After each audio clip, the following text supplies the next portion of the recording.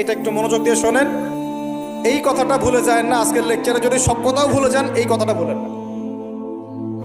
আল্লাহ পাক তার নবীকে বলছেন, হে মুহাম্মদ, বলেন সাল্লাল্লাহু আলাইহি ওয়াসাল্লাম, তোমার উম্মতের কোনো ব্যক্তি যদি আকাশ জমিন, পুরো আকাশ জমিন সমান গোনা নিয়ে আমার সামনে দাঁড়ায় কিয়ামতের মাঠে, তোমার উম্মতের যে কোনো ব্যক্তি, নর নারী, যুবক যুবতী, যেই হোক না কেন, সাদা কালো, ধনী গরিব, হুএভার হি ইজ, তোমার উম্মতের যে কোনো ব্যক্তি আসমান জমিন সমান গোনা নিয়েও যদি আমার সামনে দাঁড়ায়, কিন্তু তার আমল নামার মধ্যে শিরিকের কোনো পাপ নাই। কোন পাপ নাই? শিরিক তো বুঝি ভাই, আল্লাহর সাথে অংশীদার সাব্যস্ত করা। কিতাব তাওহীদ বইটা পড়ে নিয়ে, তো এখানে সব দেয়া আছে। শিরকের পাপ নাই, আসমান জমিন সমান পাপ দিয়ে ভর্তি। আমি আল্লাহ তার সামনে আসমান জমিন সমান ক্ষমা দয়া নিয়ে হাজির হব ইনশাআল্লাহ।